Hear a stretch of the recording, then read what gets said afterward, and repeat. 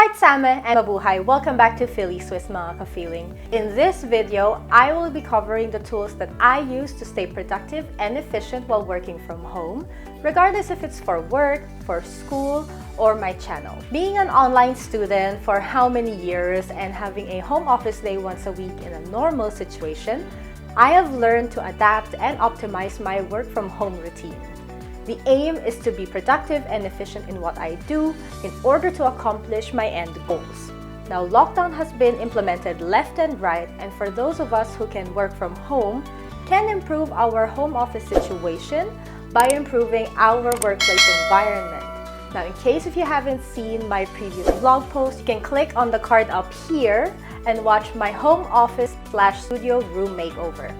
Now, let's get started with the productivity tools.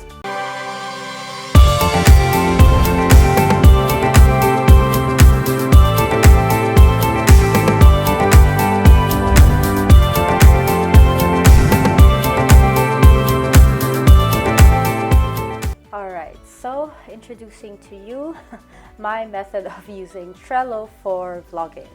Now, for vlogging, I like to set up the boards according to each step in the process until we have completed a video project. Now, additional boards that I've created are for the branding and resources where I have the templates for certain steps that need to be added along the way.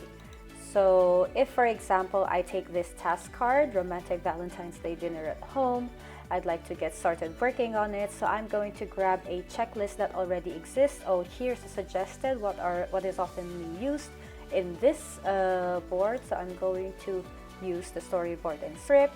After I've completed all of the items, let's say I've done this, I've done that, part 1, 2, 3, question of the day, closing.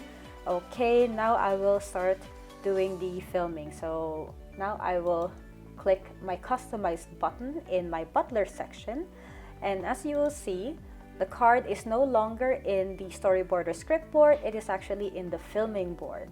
What also happened in this scenario is that the member has been assigned, which is me, and of course I've added a label because there are 2 options. You can decide what to do with these labels as well, but in this behavior I'm just giving you the options on what you can do, how you can assign things. So here I have additional steps, which is the filming, the photo shoot for the thumbnail, photo shoot for Instagram. So let's say I did all 3 of them, and now it's ready for editing. So I will click ready for edit. Then you will see that the card has been transferred to the editing board, but not only that, the member has been changed. I have been removed from the task card because I no longer have to do the following tasks. And of course, you can obviously update the label, either it's towards a person or it's a certain type of process. It's up to you. There are certain colors you can use, so you have a maximum of those colors for the labels. What purpose you will use it for, it's up to you entirely. But for now, here we are editing. So I will start taking off these tasks because we're pretending anyway that we've done all of them. This is the fastest filming production I've ever seen. So now we will move on to creating the thumbnail. So I will click here in my customized button, draft thumbnail. Now what will happen? Again, the card will move and it is now in the thumbnail board, and I will open it here now so that you can see the member again has changed. It has been assigned to someone else, or let's say it's signed back up to me, and the label has changed as well automatically. I will check down here. Okay, there are no additional checklists, I just have to do it. So, you know, it's maybe you don't need additional steps to begin with, but you can see the possibilities here. So then let's say I have finished creating the thumbnail. I will now move it to publishing. So publishing will be started. And now it is in the publishing board. Open again the task card, pretending that I'm not the person who's in the publishing process. The person is assigned, the label is assigned, but then there's an additional task. When I open the task card from the publishing board, what you can see here is that there's an additional checklist again, and I'll just have to take all of these off. Okay, and then I'll say now it's done. Now that the items for publishing is done, it's scheduled, and let's say it has already been published. Now we're ready to transcribe. So I'm clicking the customize button that I created, which is ready to transcribe. Close this here, and basically you'll see that it's now in the transcription board. I'll open the card, and again the member has been changed, so someone else has been assigned to this task. A label also has changed accordingly depending on how you've set it up. You can see that there's no additional checklist that was created, so this comes with whatever step in the process the person wants to have if it's not in the template. Then I will say, okay, it's been transcribed. I also want to be able to promote it now. So I will click the promote button that I've created. And you'll see that in this step, promotion, this board already has the task card. I will open this, and someone else has been added into this card. The previous person has been removed because they don't have any tasks anymore. I will check again the checklist. Oh, I can see here there's a checklist of where it's supposed to be promoted. So let's say it's been posted on Instagram, Facebook, Twitter, TikTok, and Leica. So that's all of them done. Now we can say that this cycle is complete. I will click this customize cycle complete button, and then it will be moved to the completed projects. As you can see here, completed projects are here, and they don't have any due dates. I did a point not to add specific due dates anymore because these due dates can change from 2 days difference to 3 days difference. So just for the vlogging part, it might not be ideal to set up very specific due dates, which may make it more complicated, especially when you know you don't always run on the same schedule.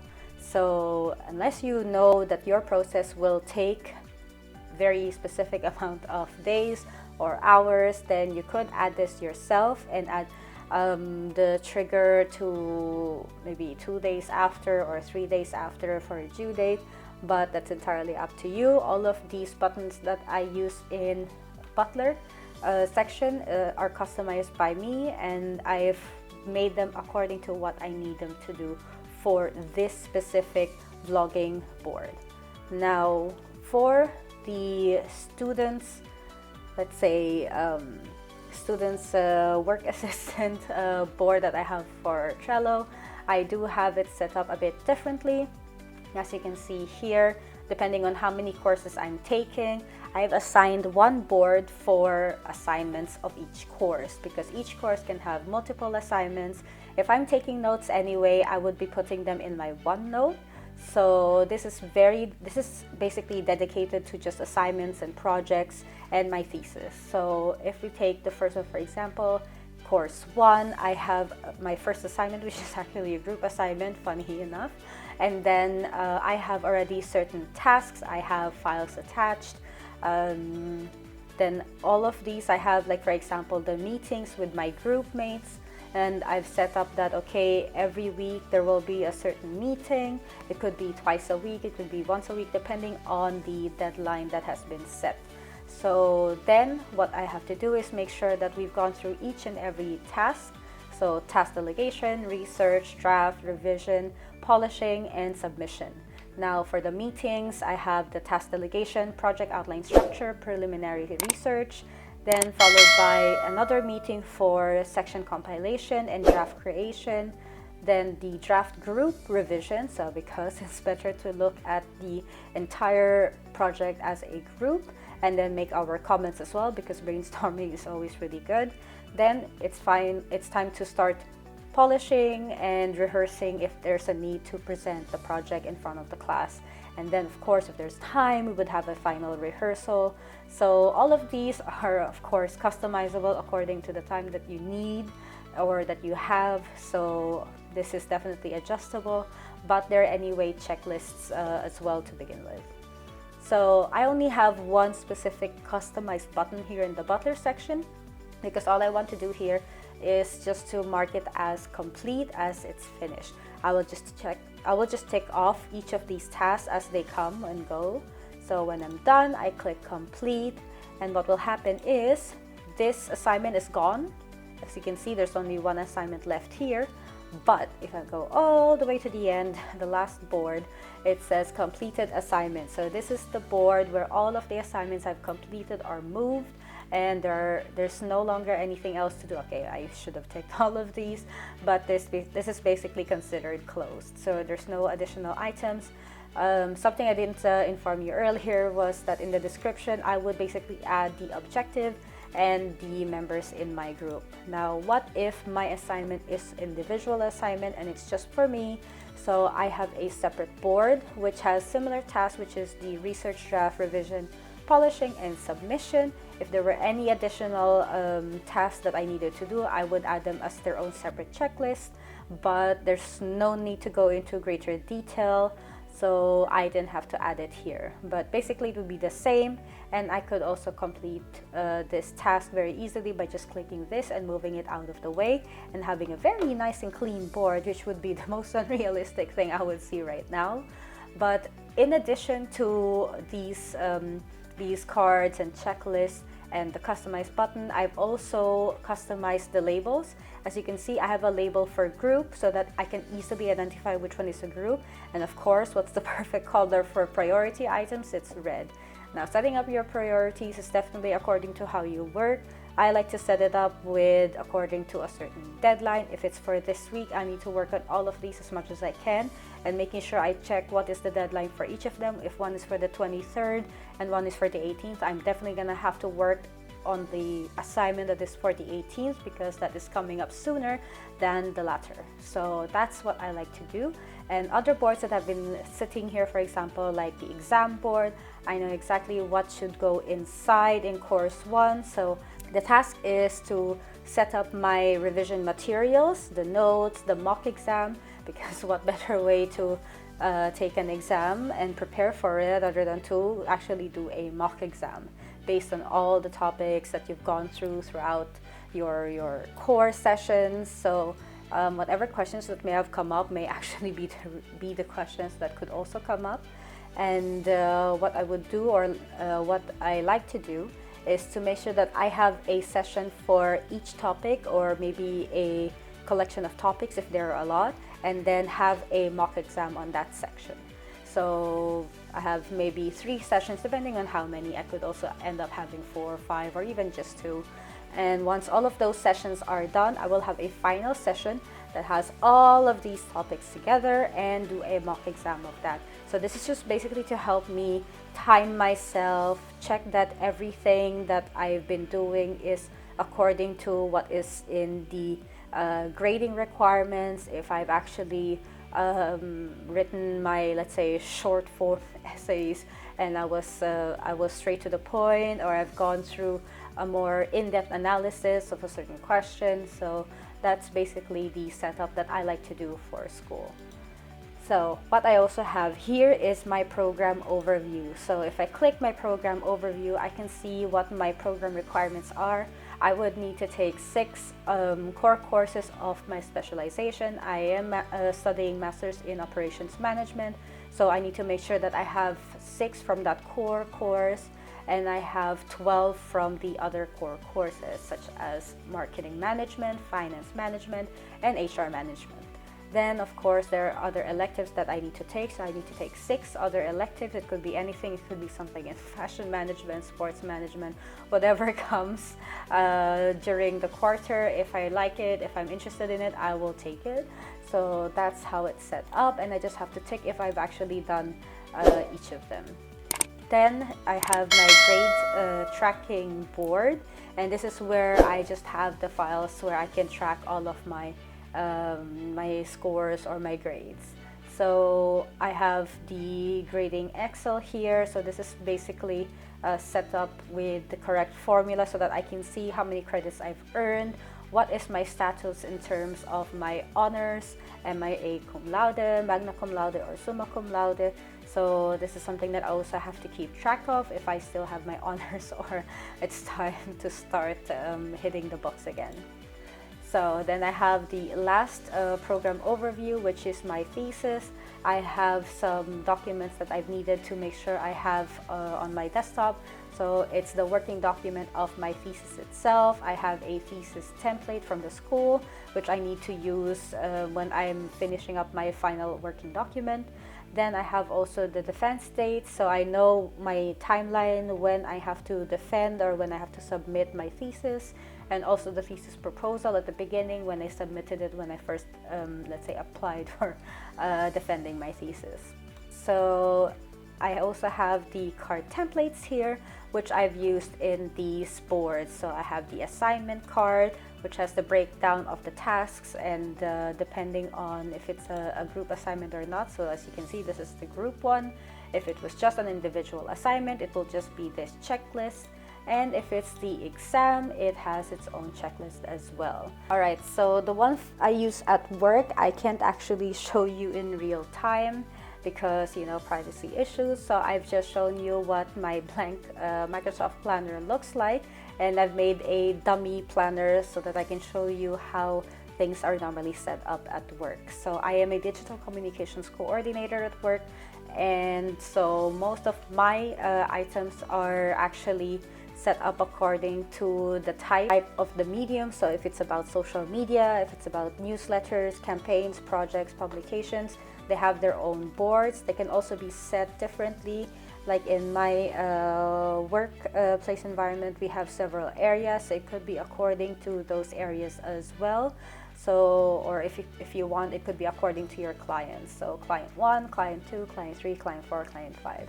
So anything you want, you have sufficient buckets to work on it. You can even have a dedicated planner for each client, which is no problem, but you have to find a way to group your tasks accordingly.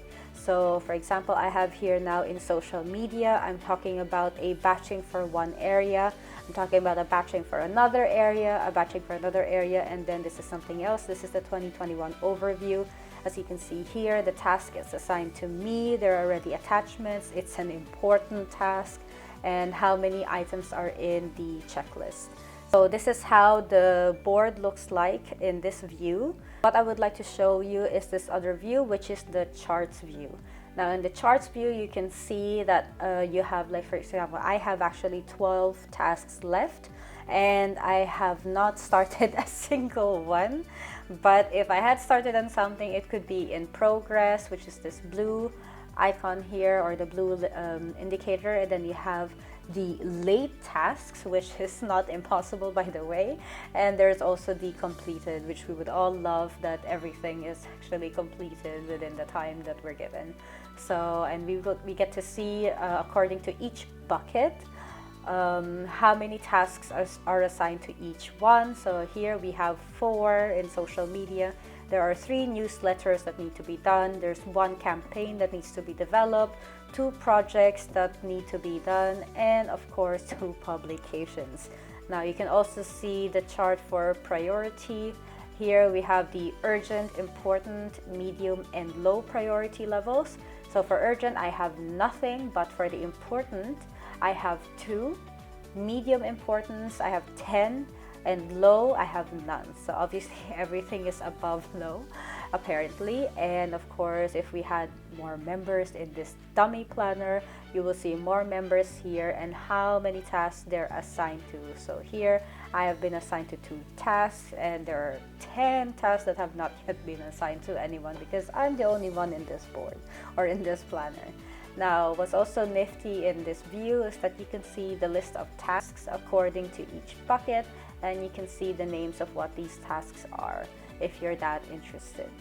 Now, another view that is really helpful is to see the calendar view, whether you want to see it in a week or in a month, and you still have the list over here on the right side. But what you can see here, what is running over the next how many weeks or only in a week's time, you have the overview here. What's also really nice is that you're able to filter the buckets or the tasks according to the due date, the priority level, the progress, the label, the bucket, and the assignment. Assignment meaning who is the task assigned to. So you also have the chance to filter by keywords. So if I was looking for something like I don't know, designing something, something, something, I would type a keyword from that sentence and then see all of the task cards that have similar keywords, well, the same keywords as it is. And then there's also the opportunity to directly group by bucket or the assigned to, the progress, the due date.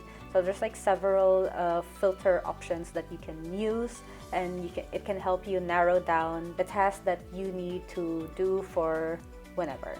So if you end up having more than 100 tasks, this is going to be very helpful when you need to start searching, because it could get really overloaded, and that's something I'm gonna have to warn you immediately, because people, well, you know, people like me and my team love to create tasks, and it starts to get overwhelming when you start to see it fill up, but then you don't see the progress anymore after, because there's just too many items. So of course we love seeing things get completed. We love to tick that complete button, but you know, it can't be helped. You will have a lot of tasks for different projects, for different types of activities. So this is something that will be really helpful for you. So now I'd like to talk about the communications and coordinations tool that I like to use, whether if it's for work or for school or for vlogging. So Teams is just, or Microsoft Teams is just one of them. This is especially because of work and for my school. So what I like to do if it's for work is that I have a specific channel when it comes to requests.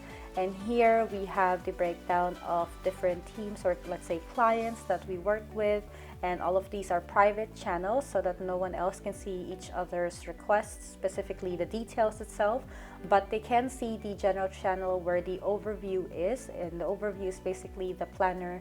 What they get to see in the general channel though is the overview, and the overview is a planner, a Microsoft planner, where they get to see how many tasks we have according to the month, the week, or the entire year. And there's also the request form where specific details that we need them to fill out needs to be completed and sent to us, so that we can already fill in the gaps and only schedule a meeting for specific items that we do not have the information for.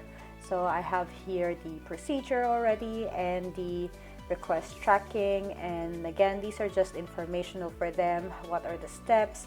There's resources in the wiki to understand what to do, where to go, and how to coordinate with us according to this team.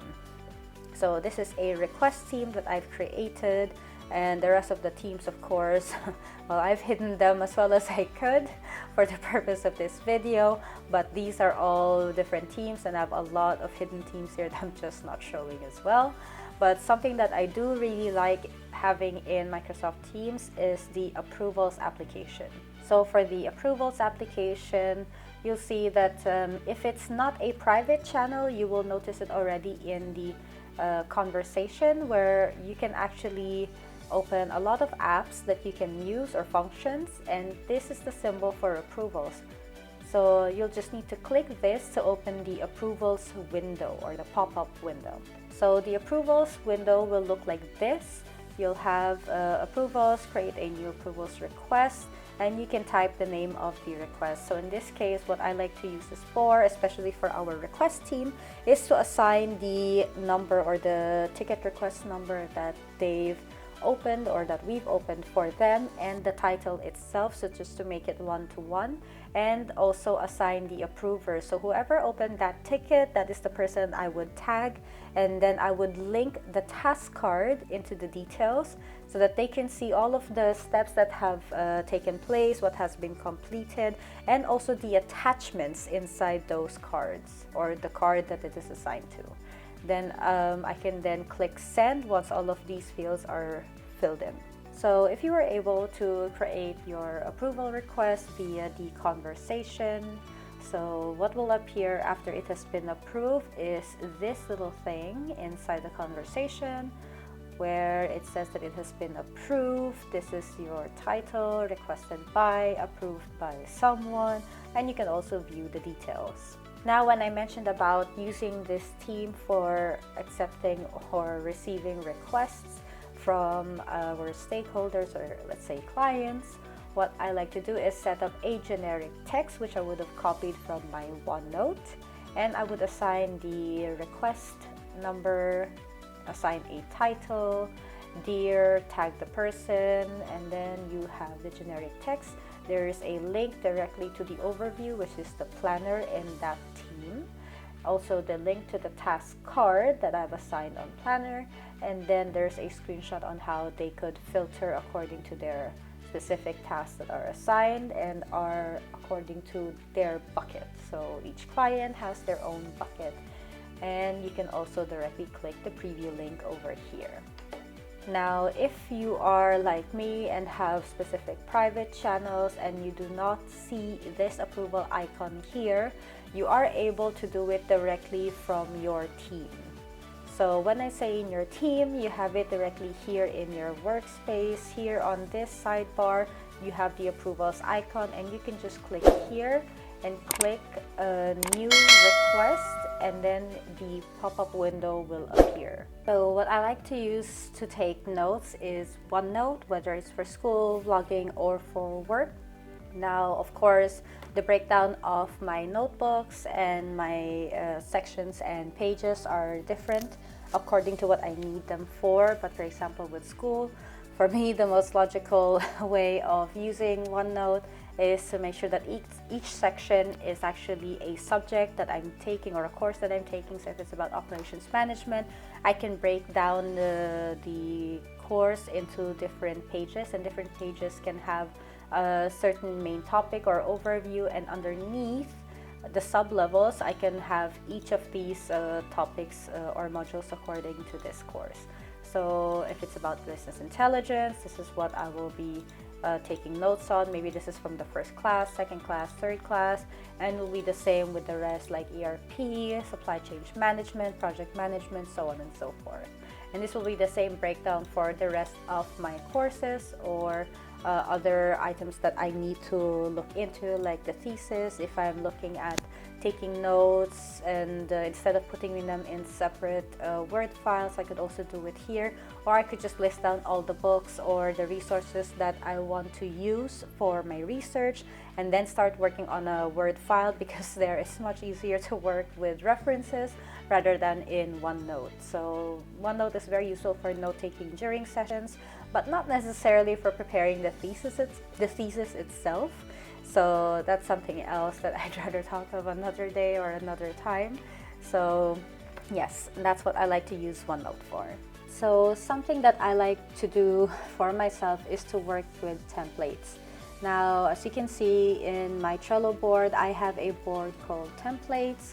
I have the OneDrive share folder link over here attached, and I also have attachments that are maybe a link, which is the OneDrive, or a document or PowerPoint. So the document files that I have, for example, is the vlog post upload information. If I open this file just to show you a preview, this is the vlog post upload information. So if I'm doing research for a certain vlog post that I would like to do, I would start researching on the topic so that I could get started on working on the title, the description, the tags, when I would like to schedule it, and the playlists of where I would like it to be saved. Now, other templates, for example, the WordPress template. So if I do have a vlog post that I'm working on, it would be good to start duplicating the information into a WordPress template so that I can have it set up and drafted accordingly. So these are all based off of what WordPress is asking you to fill up. Also, according to what Yoast is suggesting, you need to ensure that the meta description information is in there. What is the actual content? So the link to video, captions, what are each points, how many images do I need to insert, do I need to have a slideshow, and of course, what are the key texts that need to always be there towards the end of the blog post. Now, the last template I want to show you is my reporting template, which is now the other template I would like to show you is a reporting template. So this reporting template is very simple. It's a PowerPoint template of what the latest statistics are in terms of the performance of whether it's my channel or social media. So whatever that is, it can go straight into the reporting template, which I'm not seeing right now. funny enough, so I'm just going to find a way to get this down. So I'm gonna open it maybe.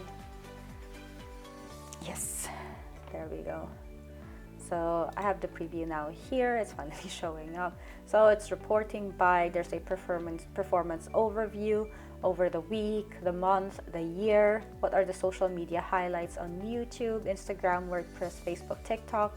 So you basically have each of these slides already appearing.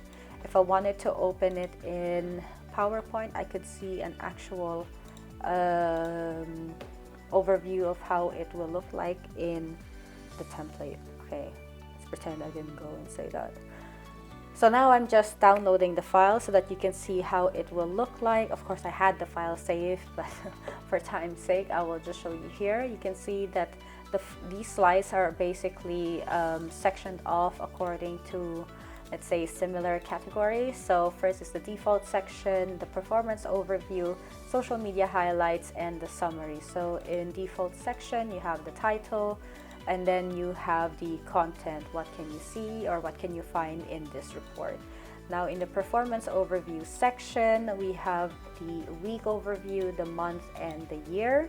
Closing this section off, going straight into social media. So this is where YouTube highlights will be entered, Instagram, WordPress, Facebook, TikTok, and then I can close up this section and come straight into summary, where I will have my conclusions and the planning based on the summary. So planning basically looks at what have we done correctly over this month or this week, and what can be carried over into the next week or the next month or in the rest of the year. Now I have the final template, which is the storyboard template. I've talked about storyboard script. So the last thing I want to show you now is the storyboard template. It is also a PowerPoint template. Again, there are sections here which I don't see in the preview. So I'm just going to open it in a new tab so that I can open the file itself. Voila. So here we go. Now again, here is the section breakdown. I have, of course, the information section, the start, the content, and the end. Now, the information basically consists of the title and the subtitle of the blog post itself. Then there will be a timeline. This is the overview of what parts each of my blog posts have, which is always, there's an introduction, there's the first point, second point, a question of the day, and the closing. And they also have certain files that will be sorted here. There's the A rolls, the B rolls, and the audio. If I have a recording, if I was using a microphone, depending on which quality is better, sometimes the audio of my camera is better because maybe there was some background noise I did not know was there, and so my microphone was not the best option because it heard it. But then there oftentimes I would have the microphone audio file much better than the camera audio file. Then we go straight into start, and we have the introduction. It's always the standard. I think you know this by now. And then followed by the main content, where I have point 1, I have point 2. Point 1 here in this scenario, this standard is basically, if I'm not talking about food, I'm sure you've seen in this other slide recipes. This is specifically for food that I've been cooking on my channel, and that I've been sharing with you the recipes because it has a different layout. It has a section for ingredients and it has a section for the method. So something that I like to use to share files with my team for vlogging especially, or with when it comes to work as well, when we need to share files externally. So what I do is I create a share folder using my OneDrive, and what I do is I have my OneDrive actually synced to my computer so I can see it in this view. I have the clips, cover photos, the final versions. So they're all broken down into specific formats or specific types. And I also have the browser version here on the left side for you to see how they would have normally received it. They will see it from the browser. You can still work from it like you would in a local in the local space, because here you can still drag and drop files as well into a folder. So if I go into a folder. For example, I open it, and then let's say I decide, okay, I'm going to, when it decides to load. Alright, so for example, if I want to work on my Instagram folder where I have a compilation of pictures that I want to work on for editing, let's say I have a photo editor. I don't have, by the way, but let's say I do, and I wanted my my photo editor to start working. I will add a new folder and say, okay, this will be for archive. So a new folder has been created called archive within this folder, Instagram. And let's say I've already worked on this file. So let's just see what this file is. It's going to open. So let's say I've worked on this file already. I'm just going to drag and drop this file into the archive, so that I know that this file is already has already been updated, it has been edited, and now it's going to disappear. You see, now it's gone. It has now been moved into the archive folder. So it's as seamless as it can get, and as long as you have the settings of the share folder set up correctly, so that anyone you've shared the link to can actually work from it, they should find it very easy to work with. So that's what I use OneDrive for especially. And I also have OneDrive synced to my phone, so if I need to quickly transfer files from my phone into my computer, or just to OneDrive in general to make up for the space that I've actually used up, that's exactly what I do. I do it here. Alright, so now that you know all of the tools that I use regularly for my home office work setup, what productivity tools do you use that I didn't mention in this video? Leave it as a comment down below to let me know. I hope you guys enjoyed this video and found it helpful. Don't forget to hit the like button if you did. To see more videos like this in the future, subscribe to my channel and hit the bell to be notified for future videos. As always, I'll see you next time, and zäme and paalam.